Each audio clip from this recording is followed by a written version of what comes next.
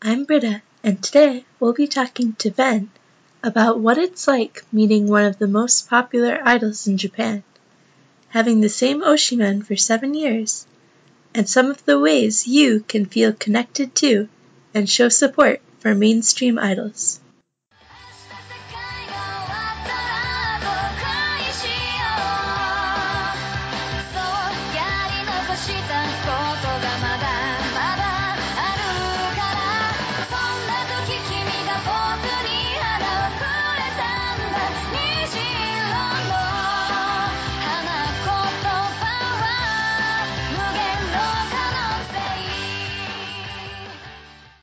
Hey Ben! Hello, I'm Van. I'm 24 years old, and I believe I'm your second Malaysian on this series. Woohoo! Yep. Woo. Yeah. One fun fact about me, I've lived in 4 different countries before, so counting Malaysia, which I grew up in, and I lived in Malaysia most of my life, but I spent about 1 or 2 years in UK, Japan, and also Australia. Cool. Yeah. Okay, so can you tell us a little bit about your Oshimen? Okay, right. My Oshimen is Yamamoto Sayaka. As many people know, she's a member of NMB48, which is a sister group of AKB48. She turns 25 this year, so she's the same age as me. She's one of the most popular members in the group, so maybe most people might know about her. I don't know. Yeah, I think most people do. But just in case. Yep. Yeah. So it's her 8th year as an idol. She made her solo debut as a singer-songwriter debut in 2016, where she released her first full-length album, Rainbow. And in last year, she released a second album, and both years she went on tour, and it's really cool because it's actually always been her dream to be a singer-songwriter since she entered the group. So it's something that she's achieved after, how many years was that? 6 years in the group. So, yeah, so that's a little bit about her, just her background. So, yeah.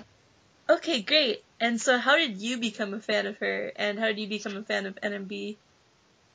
Okay, I think it's similar from how most people get into idols in general.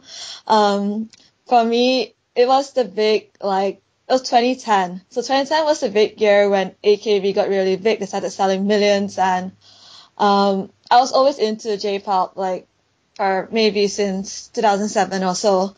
But I've never been into female idols up till 2010. So for me, the light sparked it was when I first saw Beginner.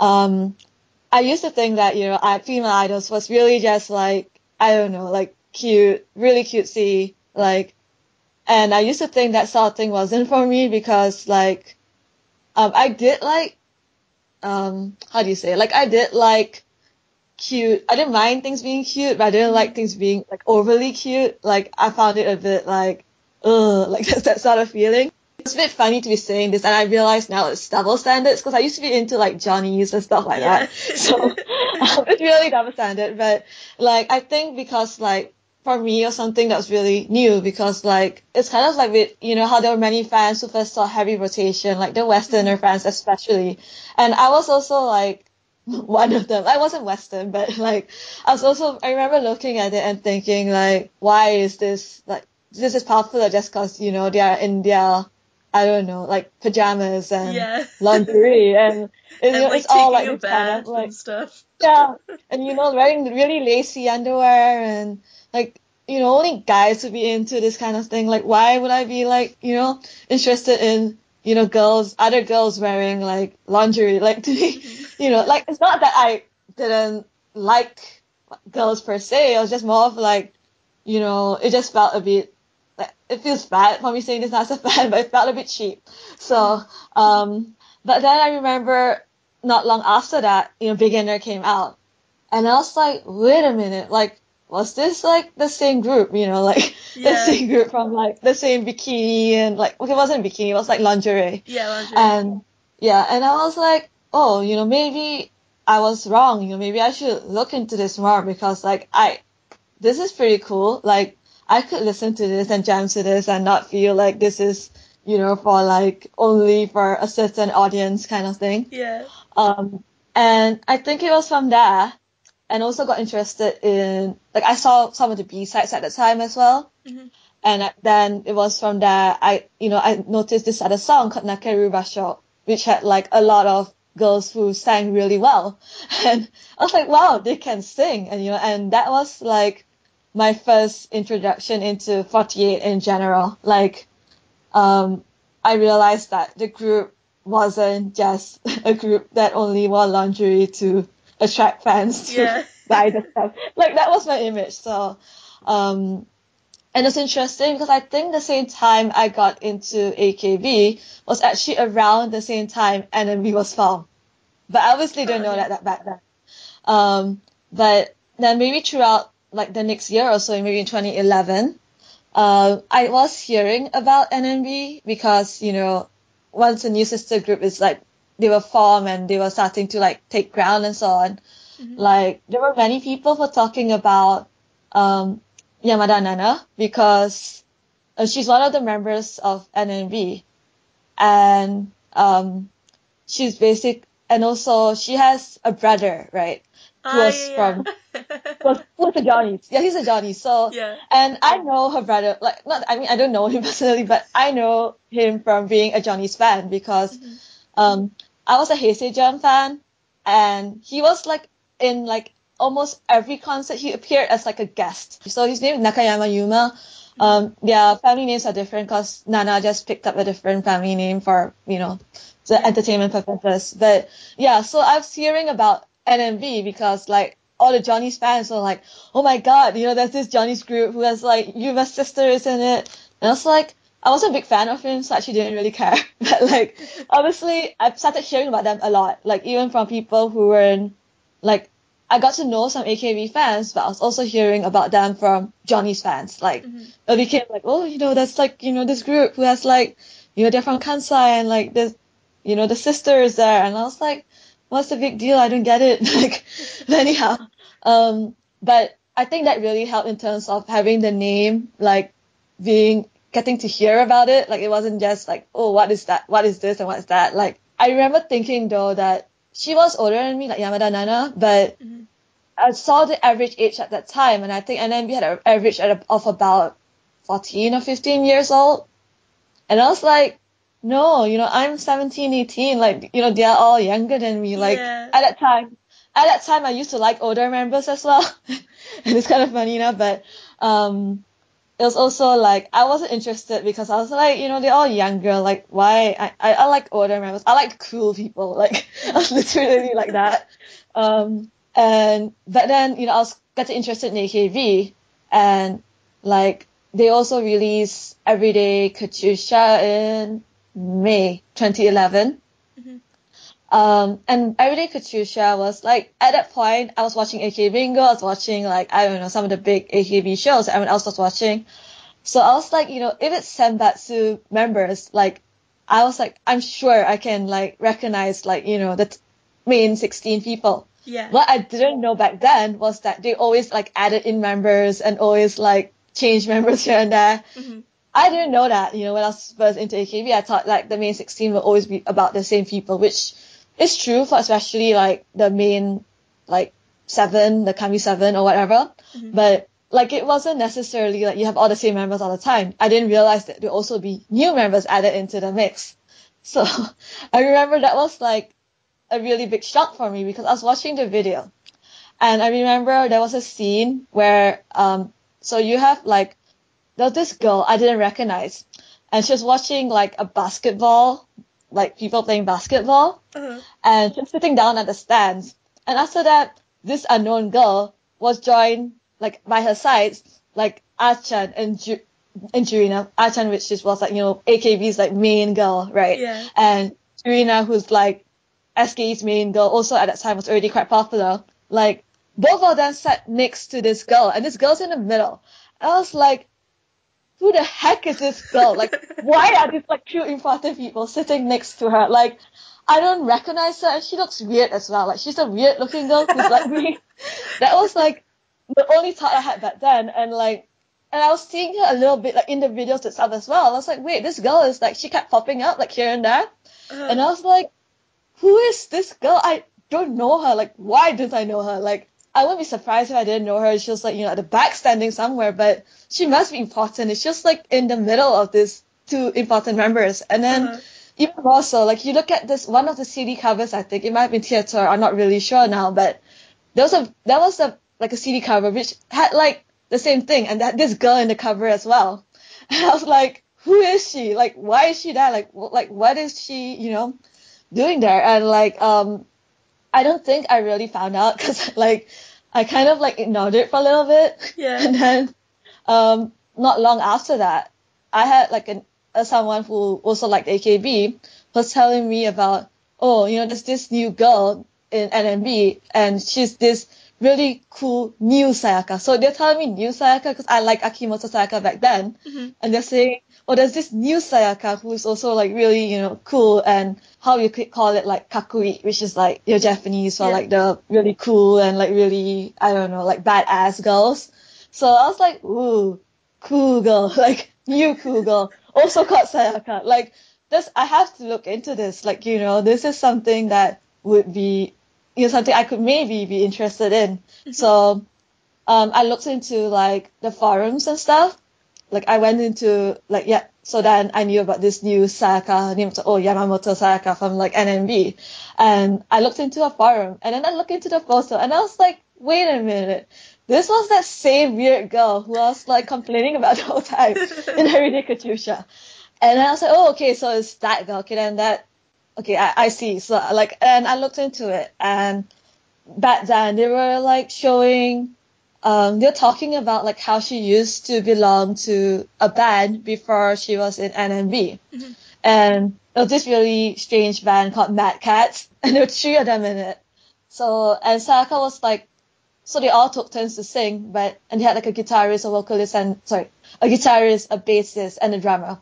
Mm-hmm. And she was the guitarist, right? So I was like, ooh, a badass girl who rocks out on the guitar. Like, this sounds very promising.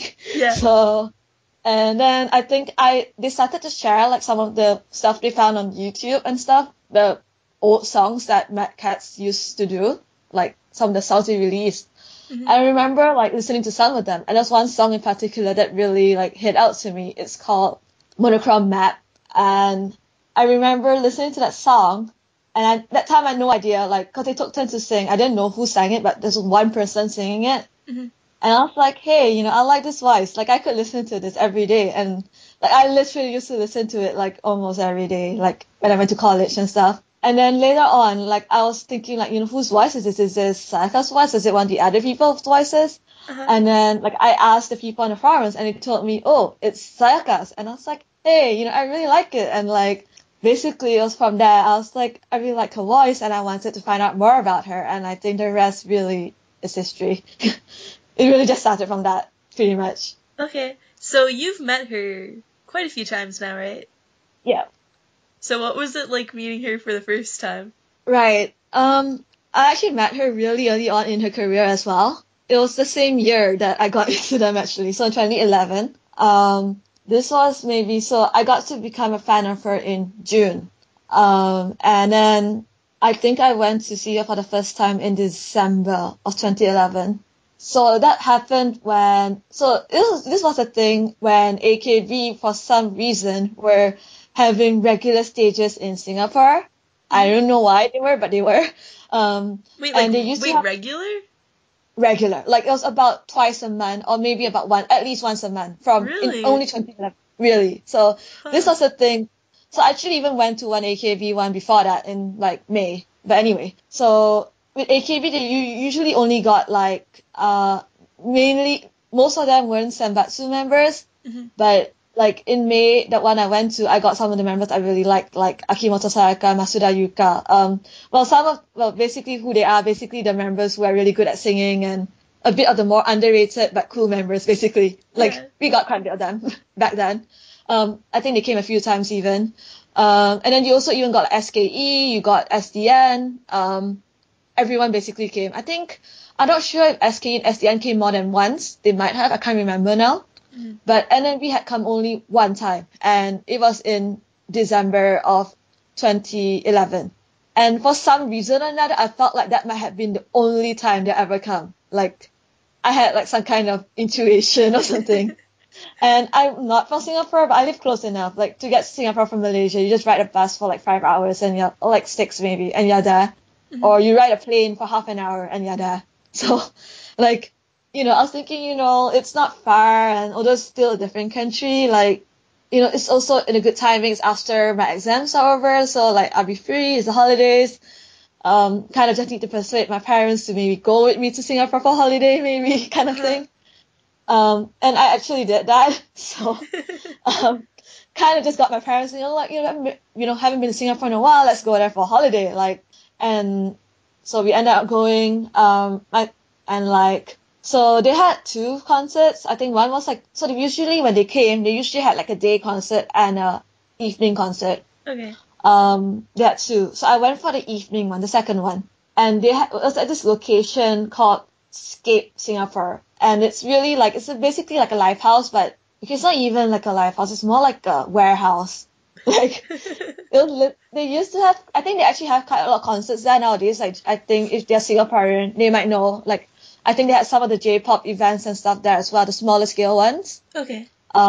Yeah, so it's like basically a little bit like a live house, but I don't know, a little bit less fancy, I guess, than a live house. But anyway, so basically what happened back then is that, so it's kind of like in Japan where they give you like, okay, no, not like, it's a bit weird. I remember they gave us alphabets, and based on the alphabet you got, it's like a lottery, and they will just like pick up, it's really weird, they pick up like a paper from like the lottery, and whichever number your alphabet got caught in, that's when you go in, like with a group of people. It was kind of weird, like, so if you're unlucky, your number be caught in like, your alphabet be caught in like last. Yeah, so, that's weird, because normally it would be like, the order you bought the tickets or something like that. No, so it's not. So, but yeah, anyhow, like, I remember being a bit disappointed back then because they caught me in like, there were like 10 alphabets. They caught me in like 6th. So I was like, that goes oh. Yeah. But then I realized when I went into the hall, for some reason, it's not a very big hall, it only fits about maybe, I think, 200 people or so. So like, I remember going in and like thinking like, why are there like no people going to the sides? Because like, everyone was trying to go to the middle. And I went to the sides because like, there were like less people there, and it was like, I think at the right side of the hall or something like that. And I managed to get a seat, and I never realized until the concert started that I was at a seat that was right behind, and they had like some people who were like family, and I'm not, now thinking back about it, I'm not sure whether these people were family, like who were like just guests, like, who the organizers invited just to go, and they're not really fans or anything. I'm not really sure. But basically these are the people who were sitting down like the entire concert. The VIPs. I'm not sure they were VIPs, but like they just preferred sitting the whole concert. So I wasn't complaining. Okay. They just sat like the whole concert, and most people like standing.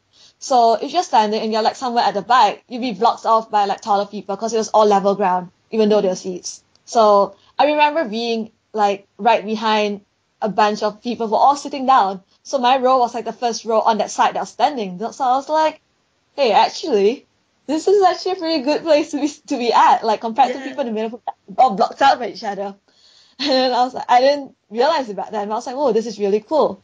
And why I'm mentioning this though is because I was at like such a position, and I was alone because I had friends, but somehow we had like miscommunication, and the alphabets were different from mine, so they ended up different places for me. Okay. Yeah, but anyhow, like I was standing there like alone, right? And I'm not sure whether it was really obvious I was alone because I was just standing there and like maybe being awkward and stuff. I don't know. But I could it was really like cool for me because I've been to lives and stuff before, but I never got to see like the whole stage like really clearly because like no one was blocking me, and like I could see like every face, and like, just at the whole stage, like although I was at the side, I could see like everyone from like right to left. And it was quite, in fact, at the time I remember thinking, oh my god, where do I look? Like right, left, middle, and like Sayaka was my favorite back then, but I also like some other members, so I was kind of thinking, oh, like where should I look like half the time? But I think I did focus mostly on Sayaka back then. And that was the part which was really, really cool because I think it was when they were first still really new. So they were very like eager to like, you know, reach out to fans, communicate to them and all that. You know, I tried to like really look at like the members I like, you know, really peer into them, like look at them, like really, cause like I was at a position where it's really obvious if I'm looking at them, it's like, you know, someone staring at you, you can really like realize it, especially if like it was really intently. Yeah. So I remember doing that and like no one noticed me except Sayaka. Like, I don't know if it was fate or whatever you want to call it, but like no one did, literally. And although I was trying really hard with some one or two other members as well. But yeah, and she noticed me and she made eye contact. Like I don't even know. It must have been more than, it would have been probably 5 times or more, like throughout the whole concert. Wow. And like, yeah. And it's also like, it was very interesting back then because I think it was overseas and in the MCs and stuff, Sayaka didn't say a single word. Like, Really? she was really shy. Like, she didn't say anything. This was when it was like, it was really early, like her early idol days where she was quite, still a little bit reserved. And I think it was with like theater in what do you call it, in number. Like, she would have probably been more, like, maybe talked a bit more. But I feel like perhaps because she was overseas and stuff, although they had a translator with them, she felt really like, I don't know, held back or something. And she really didn't say a single thing. But like, it was when she was performing, she was really like enthusiastic, she was really passionate. And she was also really like, I'm pretty sure it wasn't just me, but she's really like engaging with the audience. And, you know, she's also just really, you know, smiling and like, I had no idea how my face looked like back then, but I'm pretty sure I looked like an idiot because I was probably like spinning back and things like that. And I think that was like a really, what do you call it, left a big impression on me because after the live, so this happened after every 48 live in Singapore back then, was that it was a bit like theater, so you actually got to see them outside, like when you leave, like all the members, you get to like, it used to be high touch, but during NMB's time, it was, I think because it was their first time and I don't know, like you got to actually handshake with all of them. That's so good. Yeah, like you got to handshake all of them. And also, like, I think it's also, and because back then NMB didn't really have anyone yet, like they only had like Ken Kyusei and Team N. So we actually had the whole of Team N all there. You know, that was ridiculous to think back, like, if it was now, because like, you know, like back then, all the people who were their members then became some of the most popular members NMB ever had, like, later on. So like back then they're still, you know, quite nugu, so like, you know, they all came down. So it was like, I remember when I met Sayaka, like, it was really interesting because I didn't know much Japanese back then. In fact, I probably knew like only one word or something. And like, I remember just saying to her, like, really simple Japanese, like, I think I told her, like, Sayaka Oshi or something like that. And I just told her, like, in simple English, I'm from Malaysia kind of thing. Yeah. And I was wearing a shirt that said, I love Malaysia. So you know, she could see the Malaysia and stuff. And although it was like a really short moment and Sayaka was she was a bit shy back then. So, she didn't really say a lot, but I think this applies for even now if you actually went to see her at handshake and stuff. But I remember thinking it's so memorable because even though it was such a short period of time, she was like really intently like listening to you.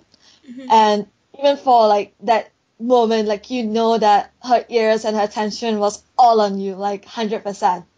And I think that sort of thing, like it made me feel like, for me especially, food, you know, I know I didn't travel that far, they traveled further than me, but like to come from somewhere else, of another country, and go all the way there to see her, like it felt worth it because like, you know, she really like paid like all her attention to you. I remember like, you know, she just was like, just her, that body like what do you call it, body language, body language, and like just the way that she was just, you know, really like thanking me for being there and stuff.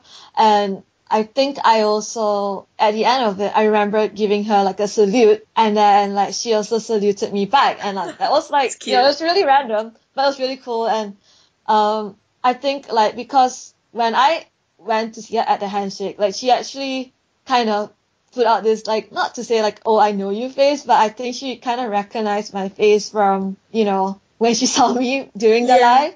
So she kind of like reacted to that, like that sort of like, oh, you know, like it was you who, that sort of thing. And I remember that being like a huge moment for me, because that was like the moment that made me decide to really want to support her. Like at that time, I kind of knew for certain that, yeah, like she's my, you know, I like her more than anyone else because of that moment, I think, or from there.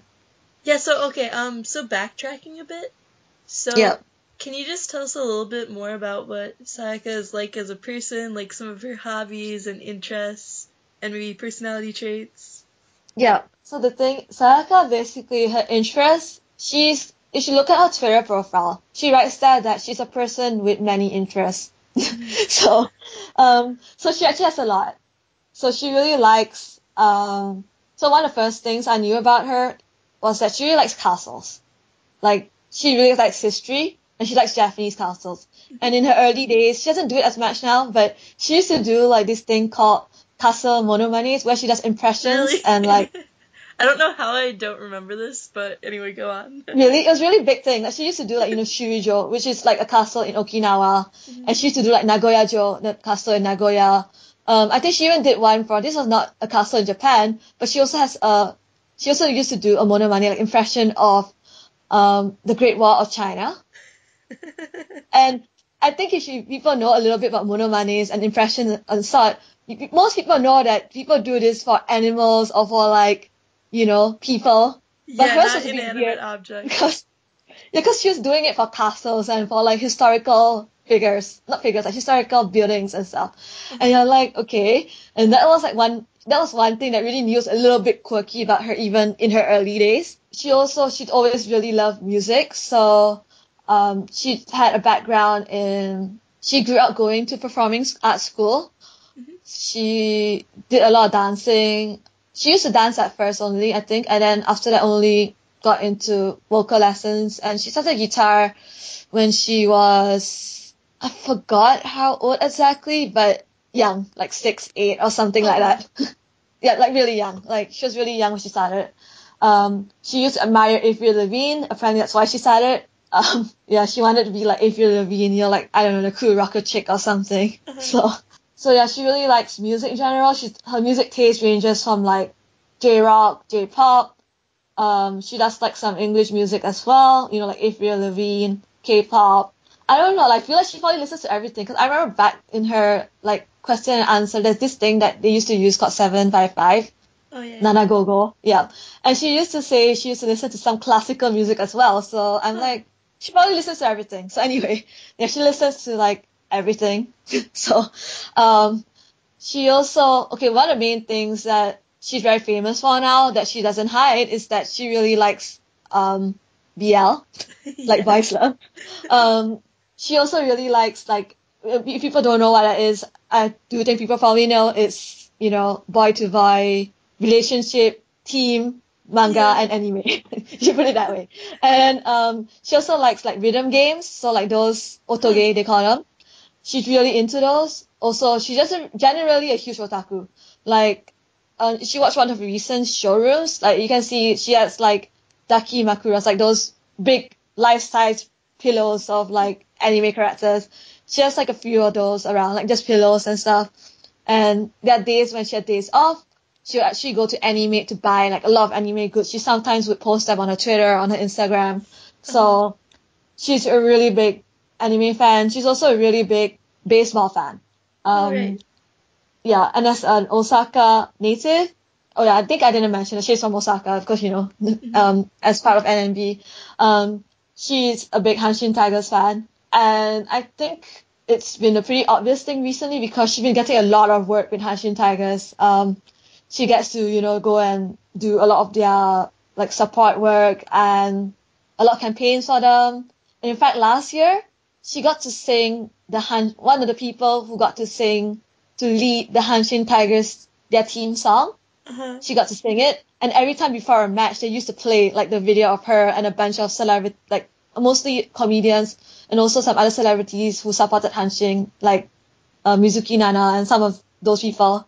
A bunch of them like just in the video, and Sayaka was the main person singing the song. Oh, that's so They used to cool. play, yeah, I think they still play it now, in fact. Like, before every Hanshin Tigers match they would play home ground, they would play that video. So, yeah, she's been doing pretty cool things. You know, she's a huge fan of Hanshin Tigers. Personality-wise, I don't know. She's kind of like, Sayaka is like a gap, I guess, because like, at one side, she's really professional, she's really like serious, you know, she's the really like, will do really hardworking, will push herself to the really absolute limits and stuff. But at the same time, like, she also just likes enjoying herself. So, you know, that's why there was even one time she had a showroom with 2 other NMB members where they basically just sat down and talked about their favorite, like, rhythm game, their favorite anime, their favorite, like, and they're wearing, like, onesies of, like, their anime Oshimen, like, the colors. Like, you know, and, like, you know, she's basically that kind of person. She just likes to, you know, do what she enjoys, and she's, like, you know, in the past, maybe she did hold back a little bit, like, when she first started off. But once she was there for, like, you know, 7 years now, right? So, like, she's quite open now to the things she likes. She'll just be like, okay, you know, she'll just like to really just have lots of fun. In fact, you watch her in theater. So I think most people know they have this thing called DMM where you can watch 48 theater shows if you subscribe to the channel. Like, you have to subscribe to and pay a certain amount, and you can watch their theater shows and stuff. So yeah, LODs. If you watch her, the LODs. So you can watch like her in theater because she's actually there, not like super often, but fairly often for one of the top members. You can watch it there, or also in like NMB also have this paid subscription channel thing called YNN.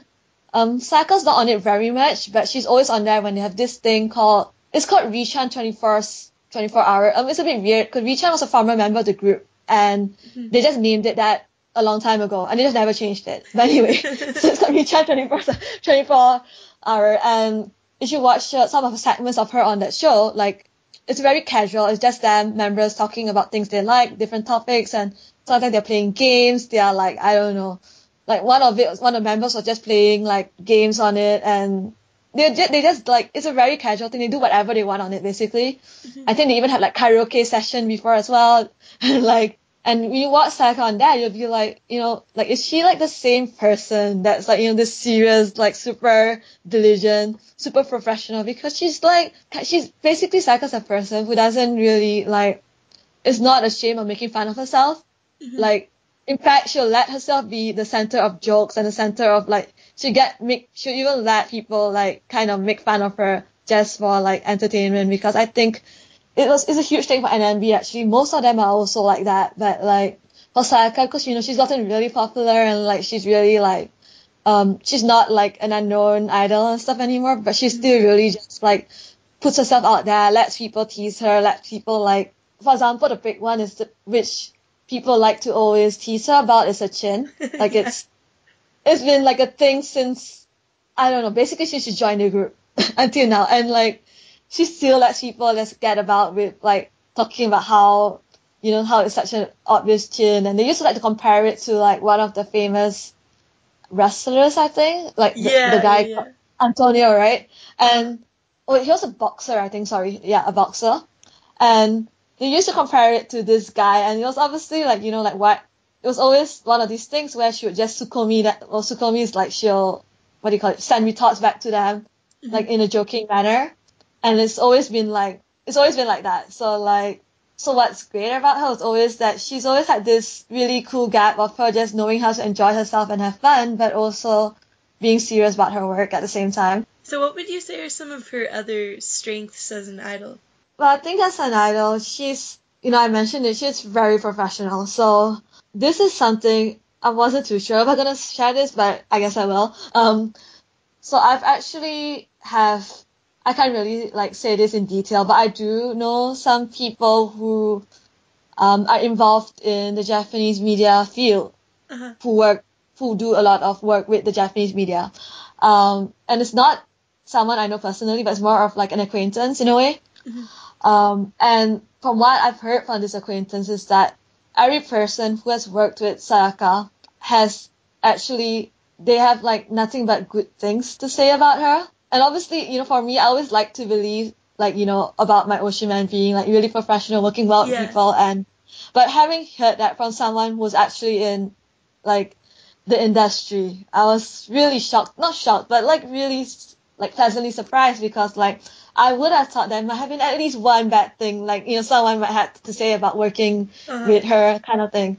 But it doesn't seem to be the case. And I think it showed a lot, even through, if you watched her on the way she handles herself, basically when you see her on like, when they interview her for like in news conferences, in like on TV shows and all that, she's always has like a very clear position about herself. She doesn't like, she basically handles herself really well professionally. Like you look at her and you think like, wow, like especially even in her early days, like she was already quite, you would think that she's been doing this for like a really long time. Although, I mean, she did have some experience as in her band back then, but it was kind of really, her band was pretty, well, they weren't very well known, let's say. So like she didn't really have a lot of media work, so it wasn't really going to be a huge contributing factor, I think.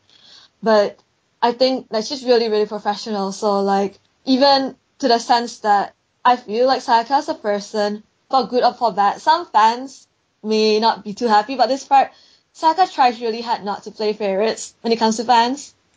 Yeah, so and I think it's really apparent, like, for example, when you went to her at a handshake event, for example, Sayaka's the sort of person who, obviously, if you met her more than once and you've seen her regularly, she'll probably remember you and recognize you and all that. But even if you hadn't, like, I can tell from meeting her even just this few times, like, she does try to make every time as though it was your last with her, because, like, she does know that you may or may not see her again, kind of thing. So, and I feel like the sense that she really treats each and every person as an individual. Like, she doesn't think that you're just one of her other fans. Like, for example, this is something that's not by me, but it's something that I saw from, like, a fan report not long ago. So there was this one girl who was a Sayaka fan, like a Japanese Sayaka fan, for about the same time as me, around 7 years or so. And she actually, I think, only got to see Sayaka for the first time last year for, I think it was when Sayaka wrote a book, and the fan went for the, what do you call it?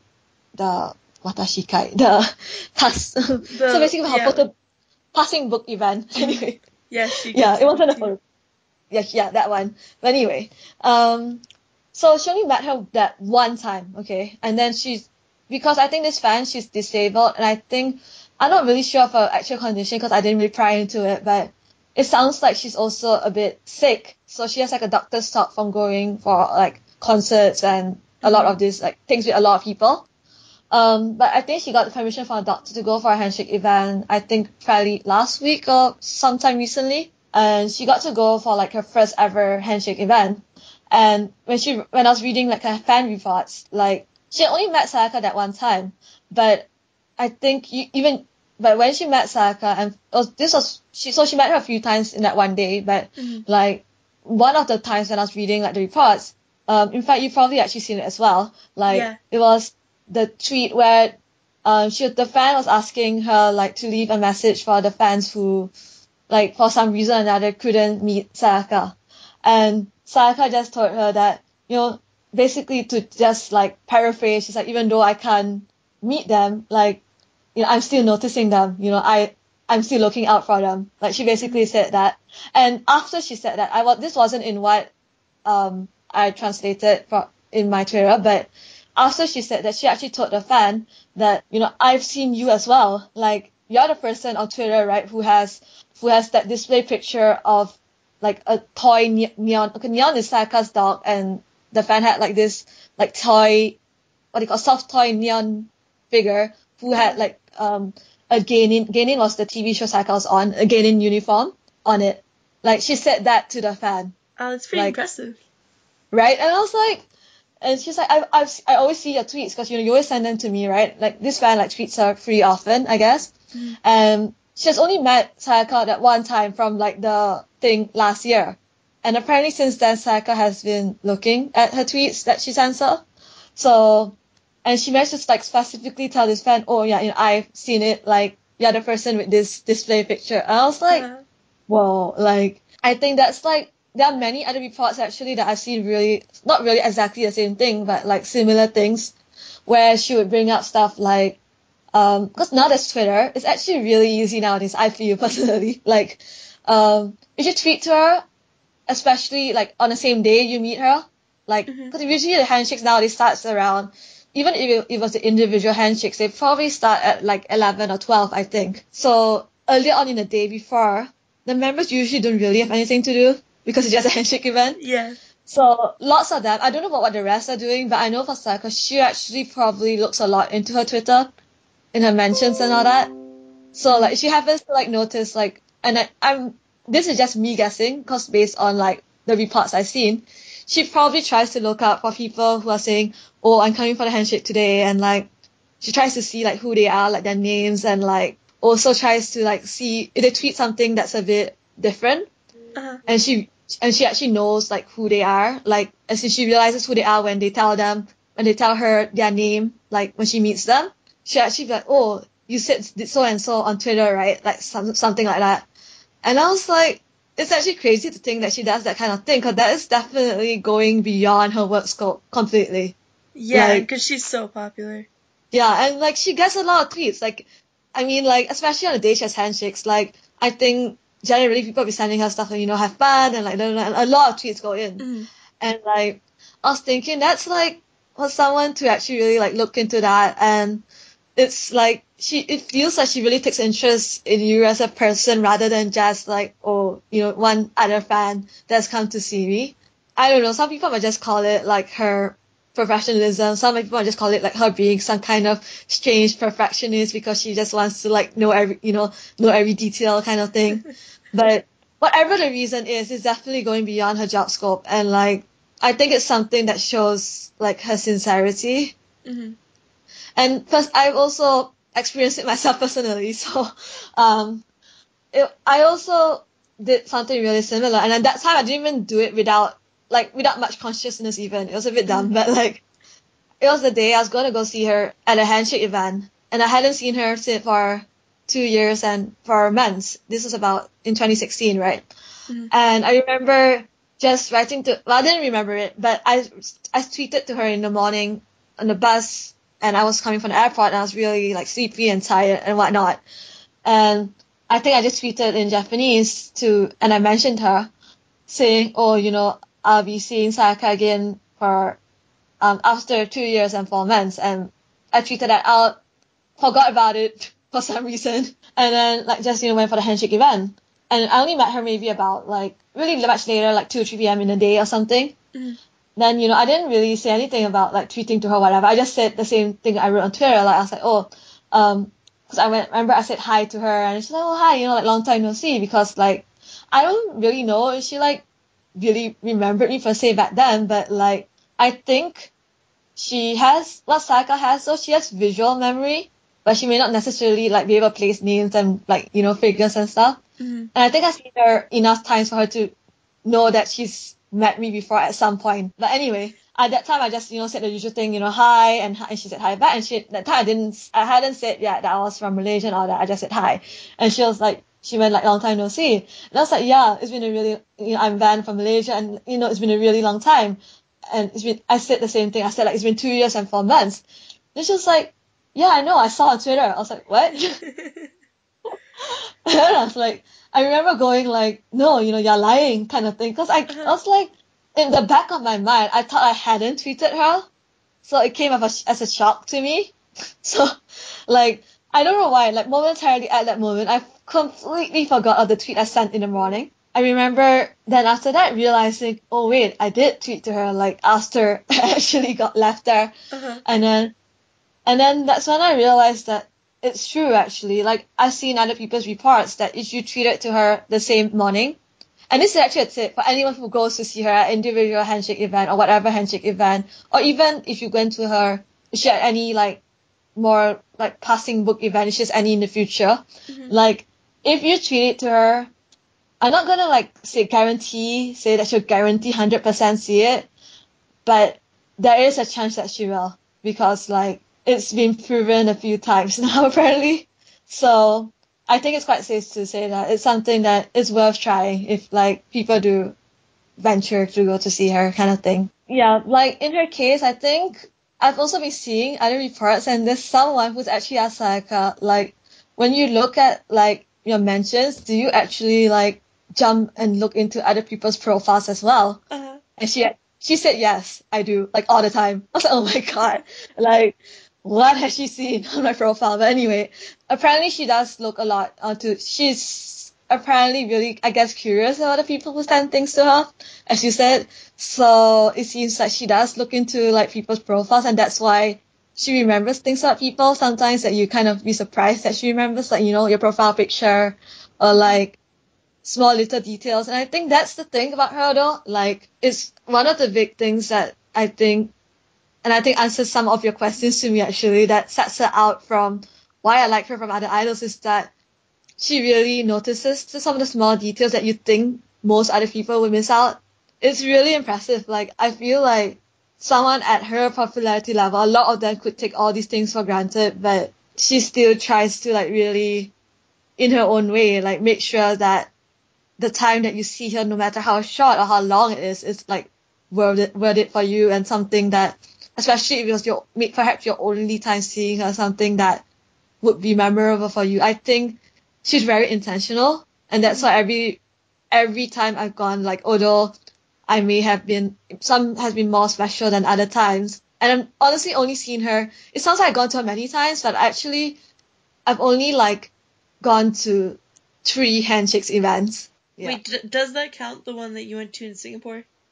No, actually, sorry, that doesn't count. But I went to Singapore, and I also actually went to NMB Theatre, and that was when they were still doing the high touch thing. They don't do it anymore, but I've actually seen her in theatre as well from there. But yeah, that's a bit different because the high touch thing is basically like few seconds. But anyway, yeah. And then you've been to a picture event too, right?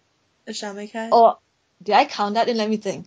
Oh yeah, I didn't count that either. So yeah, that was that too. Yeah, 2 short events. Yeah, I went for that one as well.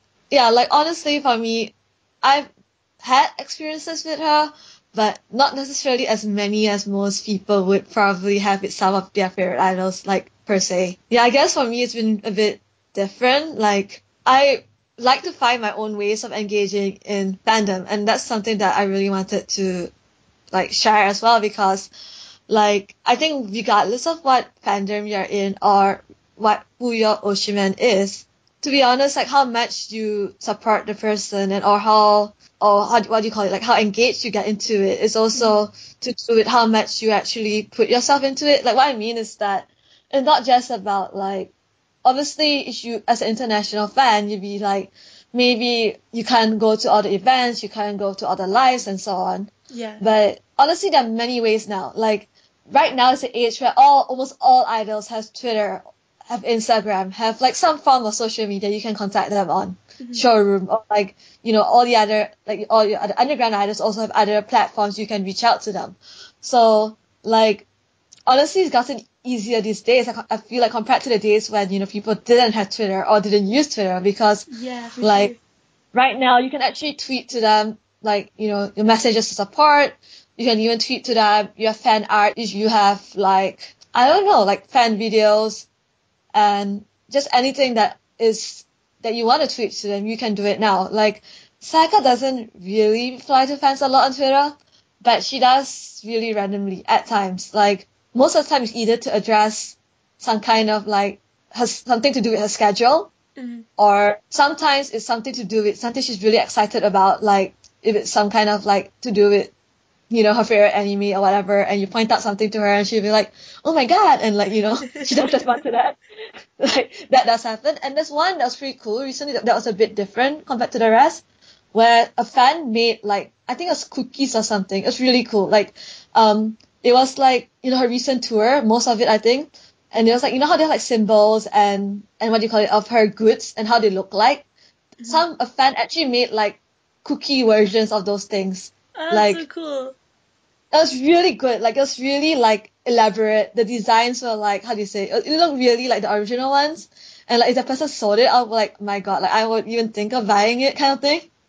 And I think like Sayaka had seen it because when a fan tweeted it to her, and she actually like replied to it, and it was like, wow, like this is so cool, like that kind of thing. And yeah, so definitely she does she does look at her mentions, and I feel like now is the time where it's a lot easier to communicate with idols than ever before. So I know that some people find it difficult because like obviously you may not get a direct response from Sayaka per se, but I think from everything I've been saying here, like I think you can be assured that she does look at it though. It's a definite thing. So if you actually wanted to just like leave a message or like even use like a fan art or something, I'm really sure it's something she'll really appreciate. And also like Sayaka likes to do, like she knows she can respond to everyone.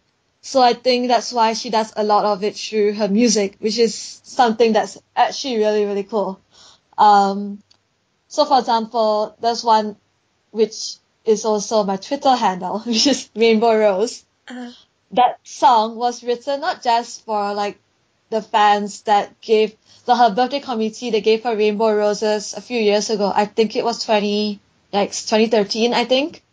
And they sent her Rainbow Roses, and it said that, you know, Rainbow Roses in the languages of flowers means infinite possibilities.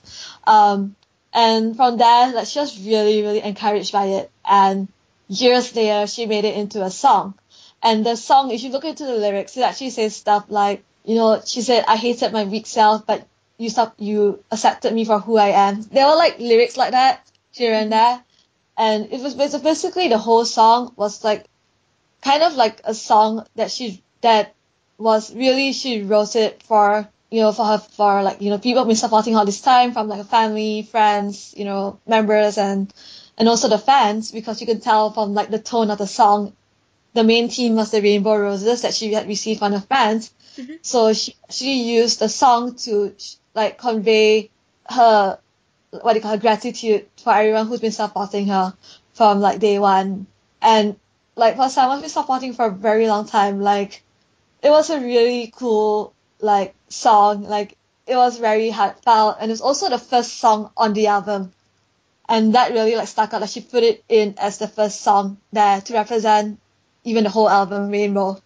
So like I think that really shows like somehow she's the sort of person who really doesn't take things for granted, really thankful. And when she says that she wants to reach out to fans, she really tries to do it, not just, you know, she's like, she always says that I want to please everyone, but I can't.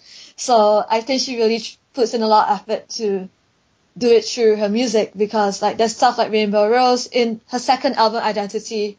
There's also songs like Third Man, for example, which is also just a song about like encouraging people when they're feeling down about themselves to like basically just to push them forward. And it's a song that's targeted to not just fans per se, but to people who are her listeners, people who listen to the song, to like really just encourage them and so on. And she actually said her whole second album, Identity, was an album she made compared to the first one. The first one, apart from Rainbow Rose, was more of like her expressing herself and whatever that she hasn't like got to do before, like make it into an album, and kind of a self-expression kind of thing. Her second album though, she said the album was more for songs that she said that she felt that she wrote for others. And yeah, and like not just the songs that she herself wrote, but the theme of the whole album, like as in how it's centered around. So I feel like when it comes to this kind of thing, she's very intentional, and you just kind of, well, I translated some of them so people can see they're interested, but like can see from like the sort of lyrics that she writes, is all of it is very much songs where she wants to, I think she actually wrote in one interview some time back that she felt like if she was only writing songs like that were for herself, she feel like it would be restricting herself as well. And she thought that she wanted to write songs for others, because that would, you know, that's what for her, that's what music is, like, you know, writing songs for others and, you know, getting her music out to people. That's like kind of her philosophy, so-called. So like, and I think for me, that's why she's always resonated with me a lot, because I really like the fact that she's someone that always tries to include everyone. Like she even thinks about like not just her current fans and like her current, people who are fans of her now, but like in the future, or like even just anyone who just happens to listen to her music. Like she's like, I want my music to get out to them. So, you talked about your first time meeting her and a little bit about some of your other handshake experiences. Do you have any other favorite memories of her that you'd like to share? Yeah, like for me, I guess the most like vivid memory I have actually is from what we mentioned but didn't talk about earlier, which was the two-shot event. So the two-shot event, I was pretty lucky, I think, because I went before they established the rule where you have to go for like 48 two-shot events where there's like a table between you and the member. I went before all that was a thing. Like maybe about a month before, actually. Oh, really? The whole incident. Yeah. So, I think my event was one of the last events that was that form. So basically how it worked last time. It's really different now. So if you go now, it's not that anymore. But if you went last time, you would have gone in and you would have been standing next to the member, like right next to the member. There was also boxes where you could stand on, like how you go to Purikura. Yes, if people know there are like photo booths in Japan, like, where you have to like stand on like little boxes and stuff. So they had that at the two-shot event. And basically, you're not meant to move out of your box, but if the girl wants to, she can. Okay, basically, that's the idea. So as a fan, you're meant to, there are certain rules like, don't touch the members and like whatever, and like, don't move out of the box and so on. But apart from that, like at first I thought the rules were going to be really strict, but actually when I went, it was actually pretty, I think it depends on the staff that you meet as well, but I went there, was pretty lax, no one really cared, like, not really didn't care, but like, it wasn't as like, stay at the box, make sure you don't move out, or like, like, it wasn't so, just as long you weren't trying to be, I don't know, just as long you weren't making the member uncomfortable, basically, it was fine, generally speaking.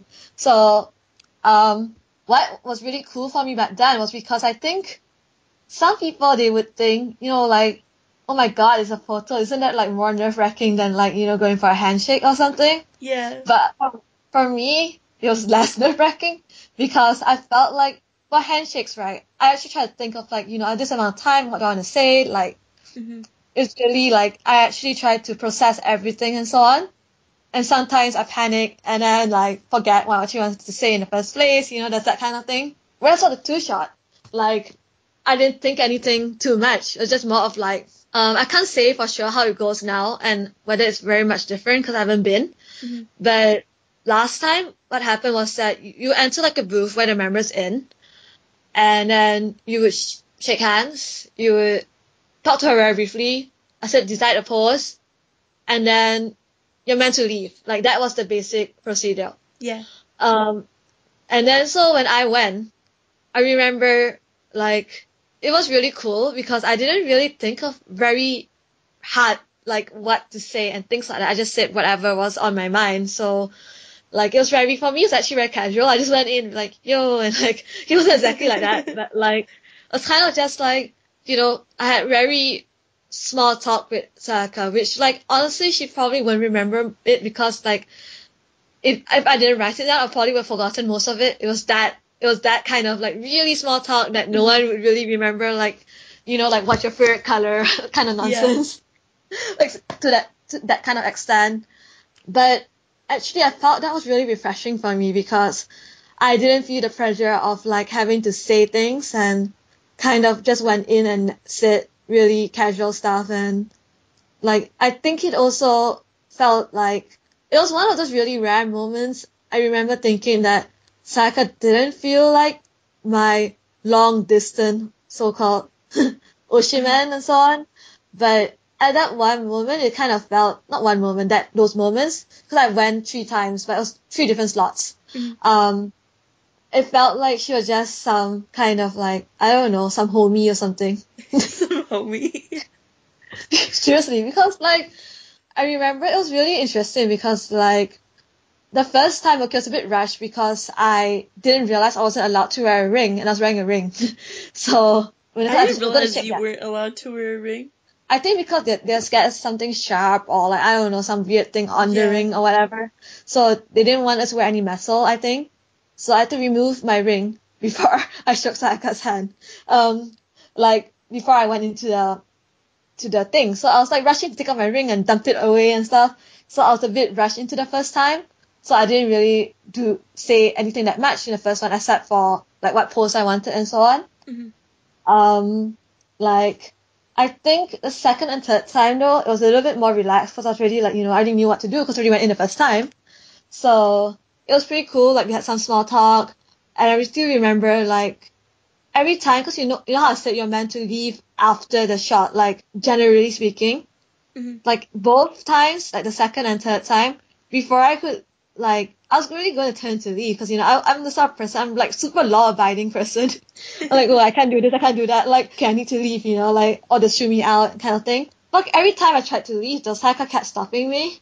And she'll, like, kind of, like, not really block my exit, but, like, kind of, like, go out to me and, like, stop me from leaving.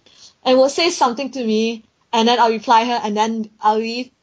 Like, she'll always try to, like, initiate some kind of, like, short conversation. And then it's also small talk, but, like, she'll try to say something, like, relating to something I said earlier on, and then only I left. I remember that was really cool because it felt like, she intended to talk more to me, and kind of, like, it's something that she initiated, not me. So, like, Yeah. that was also pretty cool. And the best part though was the last one. Because the last one, I was looking at my photos, I was like, yeah, I got 2 photos where I look okay, Sayaka looks really good, she's smiling and we both look quite happy, kind of thing. Yeah. And I was like, like if I get another photo like this, kind of boring, because like, why would I want like, 2, 3 of the same looking kind of photos kind of thing. Mm-hmm. So the last one, I was like, heck, it's the last slot of the day, Sayaka's tired, and I wasn't that tired because I had breaks in between, but like, I was like, Sayaka's probably pretty tired from the whole day of standing around and taking photos and stuff. Mm-hmm.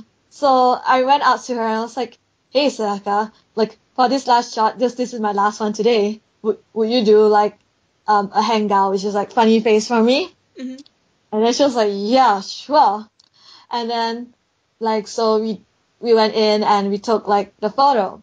And just as I was doing my usual going to leave again, I remember her like coming up to me and was like super like, it was so funny because like she had this like she looked really excited and her eyes were like beaming and like shining super brightly. And she was like, hey, I did a really funny face, okay? Like really funny. Like it was that sort of face where she looked really proud of herself as well. And all I could say was like, yeah, sure. Cause I didn't really say that. I didn't really say anything. I just went, okay, kind of thing. Yeah. Like, I didn't know how else to respond. But I remember it really well because like, it felt like, this was one of those a bit rare moments where you actually felt wet. Sayaka's kind of a bit different. If you meet her nowadays, I think she's a bit more like, how do you say, a little bit more playful and open and so on. Mm-hmm. But that was 2014, so she was kind of getting there, but not yet, not so much. So still a little bit rarer. So it was one of those that at that time I felt was a bit rare to see her like basically being a dork. Like going and like, being super proud of like, for me, the one thing I was thinking back then was that how did she know that she did a good job? Like, yeah, like she couldn't see the picture. Yeah, but I was like, I kind of guess she actually, I won't be surprised if she's tried like to practice this at home before, like tried to make funny faces and do different, because like, I don't know if you've seen her old posts before, but she saw like her old Google Plus posts or like especially Google Plus.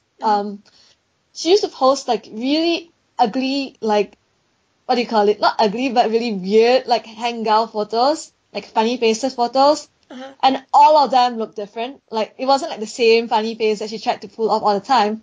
They were like really different variations. And I was like, who even put so much thought into making a funny face? Like, who even kind of thing? Yeah. And that's why back then I was thinking it'd be pretty cool. She likes to do it anyway, so why not kind of thing. So like, she's even like shameless enough to post it onto her social media, so I figured she wouldn't have a problem doing it for a 2-shot event.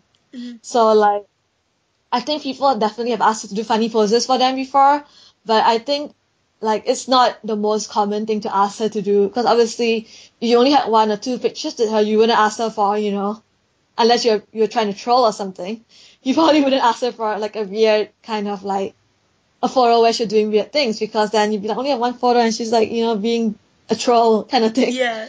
But, and like she you wouldn't. want a picture Like, where both of you look good, like a pretty normal picture, if you're just getting Yeah. one or two pictures. Yeah.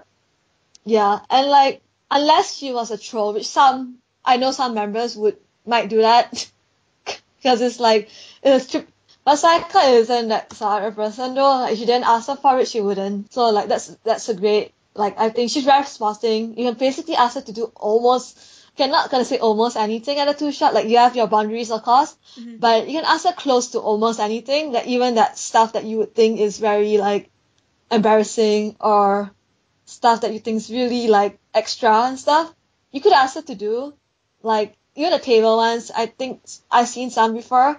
They've asked her to, like, because you can't do, like, wall and stuff anymore because it's not standing, right? But they asked her to, like, kind of put her hand aside as though she was doing, like, giving them a kabedon or something. Like, I have seen photos like that, or, like, really random ones where she's doing, like, really dumb poses with them and so on. Like, she's really sporting. You can basically ask anything that's beyond that is acceptable boundaries. Like, you obviously have to make sure it's okay. Like, the staff will tell you if it's not okay. So anyway, they're like, no, like, stop, and they will make sure you don't do the NG stuff. But generally, like, yeah, she's pretty sporting if you ask her to do things. So like, I think that was really cool for me, because like, I wouldn't have thought that she would have been so well, I mean, I figured that she would enjoy it, but like, I didn't think she would have been like so enthusiastic about the whole picture itself. Yeah. It was just a picture, right? But she was like, she basically really excited for me to like quickly go and check the photo out, because she was like, I was really funny in it, okay, like, look at it kind of thing. I was like, okay, if you say so, Sayaka kind of thing.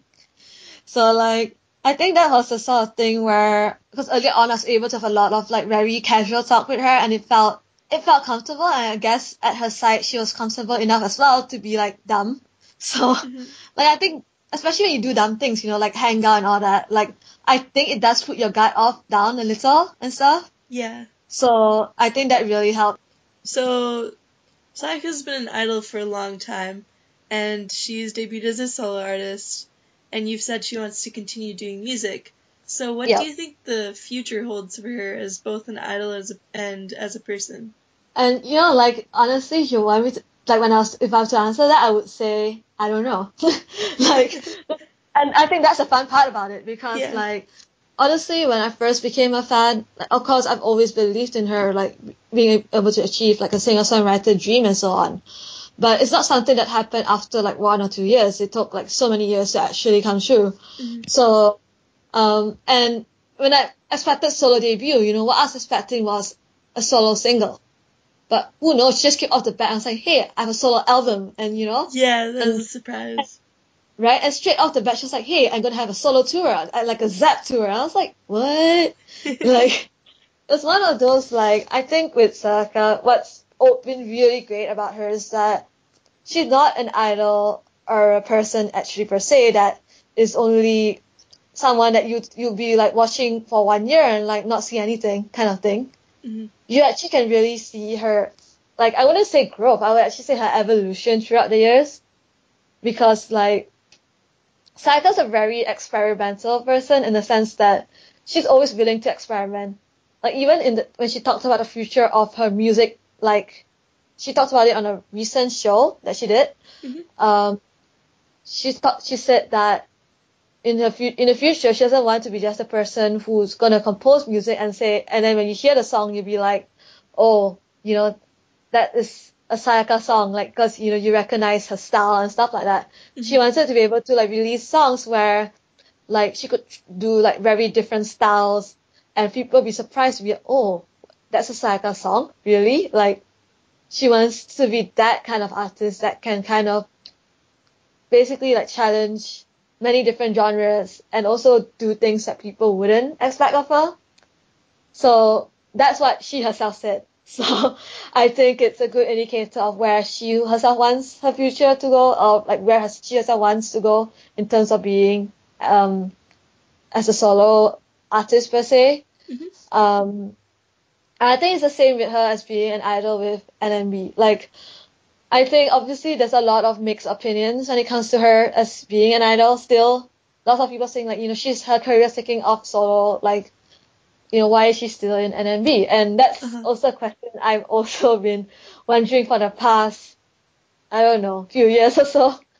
But I think, honestly, if Sayaka continues being someone who is willing to take the risks instead of always playing safe, then we can rest assured that the group will continue to really like challenge new things, and not just like new things that are like, what do you call it, things that have been done before by other groups and so on, but completely new territory. Because like, honestly, I think for Sayaka, the reason why she's still there is because she feels like she still has things to do there. And knowing her being the sort of person who doesn't just want to like play safe all the time, and who always wants to show off like,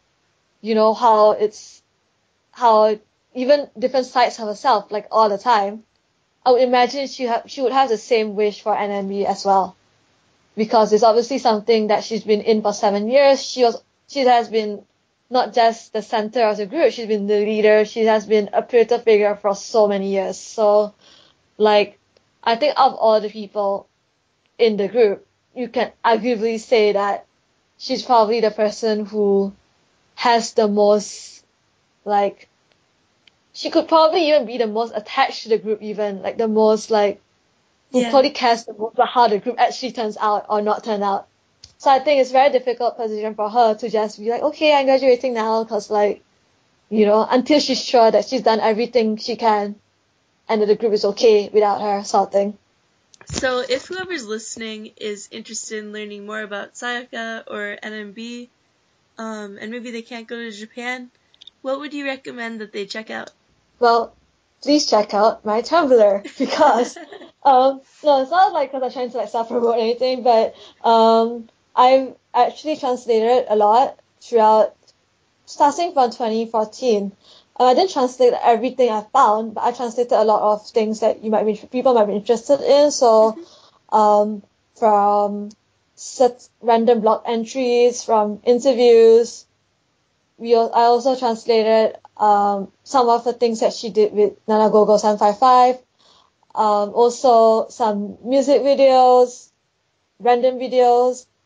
I think I also helped out in one of the videos when Sayaka went to Hong Kong in another sky. I also helped to translate some of that, so that's also quite a lot you can find out from her from there.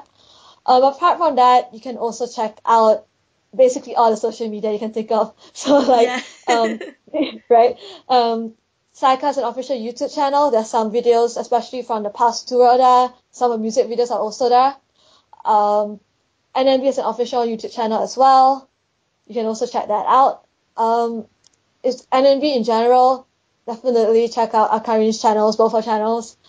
Also, people are really interested. There are a few other NMB members who also have YouTube channels, so good. And I think Lisa introduced them as well. I made a blog post about that. Yeah. Apart from that, iTunes. If you want to support the music, please. You can find everything on iTunes. First album, second album. NMB has everything on iTunes. So if you really want to check it out and support them, you have iTunes.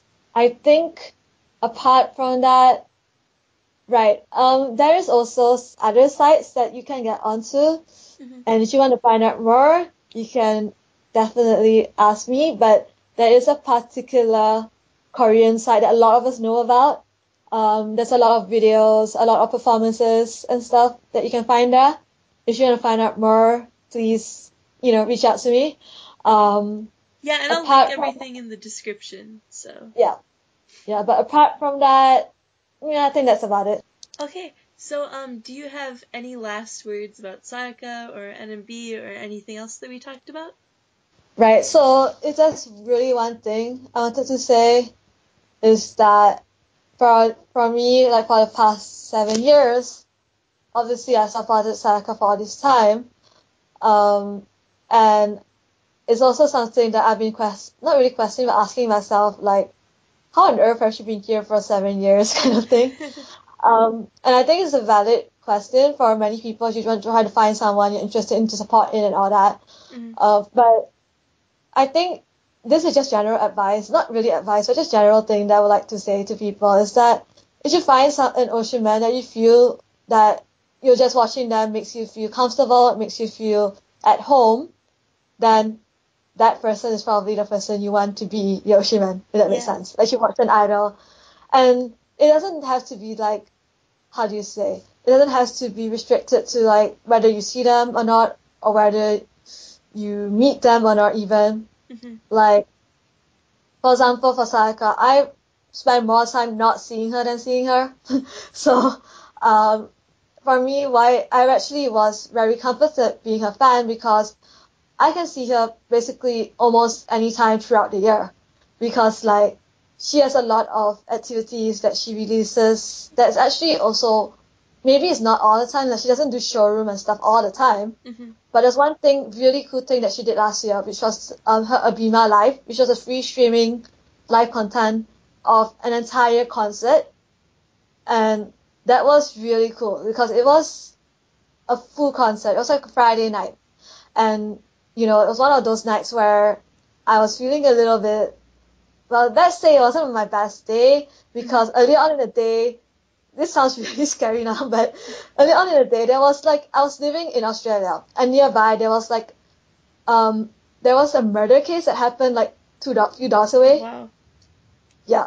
And so I didn't want to go out of my house and I was like, why would I want to go out when there was like a stream to watch, right? Yeah. So, I stayed in my dorm and I remember watching that video, watching the live performance and you know, just getting really hyped up, really, you know, getting really into it as though I was actually there in the venue watching the live performances, like lifetime. And honestly, like the earlier on, I did feel a bit like, I wasn't like really scared or anything, but it was more of like, you know, something has happened nearby and like, oh no, like my heart felt a little bit anxious and stuff. But I think watching her just really put me at ease and said, you know, it's fine. And I went to sleep completely fine that night. So like, you know, like it was one of those things that I feel like it's really cool when you support. It's probably one of the main things I want to say that who people who think about how they think they get put off by supporting mainstream idols because they're so popular and like, you know, there's also a give and take in it, I guess. Like obviously handshakes are harder to go to. You know, still get them probably. Like they're just harder to win, especially the individual ones. Yeah. And especially you for know, Sayaka. Yeah, you can still get them. I've heard that it's not that hard. Like it's definitely doable, but I know it's not something that everyone can do.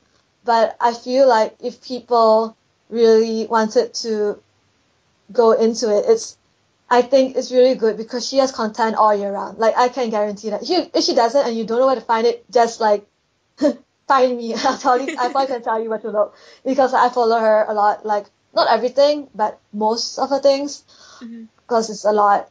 But anyway, like I think it's really cool that you can kind of just follow her journey even from now on. And she says she wants to be in the industry, like doing music and all that. So she's someone that you can look forward to even in the near future after graduation. So like that's something that I've never been quite too worried about. I used to be like, oh, when's she gonna graduate? When she's not gonna graduate? But right now I'm just like, whatever she wants to do, it's up to her kind of thing. Like it's really cool, I guess, having her both as an idol and as an artist because she has said herself as well that she shows different sides of herself when she goes to idol mode and also as an artist. So it's something that I really want people to think, like not to be intimidated so-called or to just like dismiss, but if you really just want to, you know, be relaxed and if you really like her music, I think it's a good idea to, you know, try to get involved some way or another. For example, like whether it's tweeting to her or I don't know if you're good at drawing or good at Photoshop fan art. Right, I almost forgot to mention. I'm also starting up a new thing, where, I wanted to mention this. Thank God I remembered. But anyway, I started a new thing where I'm getting people to write fan letters to Sayaka. So it can be anything that you want. If you have any like anything you want to write to her, I know some Japanese, so I'd be definitely willing to help you to translate your letters from English to Japanese. It can be long, it can be short, it doesn't matter. Just as long you want to send something out to her. I sent a few times, so I can help you out with things like where to send the stuff to, what can I send, and all that. If you're interested, please contact me as well. It's definitely something I want to do, and also to just show, also to get Sayaka to see that she's all these, to get letters from overseas, because it's something that she really appreciates, I know, because even until now, she sometimes still writes posts on her Twitter, and mostly her Twitter, I guess, about like saying, I received all your letters, I've read them all, thank you very much. Like, until now, she still posts these things, so you can know for sure she does read them. So I think it'd be quite cool if fans, international fans as well, not just the fans from Japan, could start sending her more letters. So please, if you want to, please consider doing so. Yeah, I hope a lot of people take you up on that offer, because I think it would be really cool for Sayaka to get all those letters from all around the world. Yep. But yeah, it's really dragged on, but that's about it. So. Okay. Well, thanks for being on my show, Ben. You're welcome. Okay, and thanks for listening, and we'll see you next time.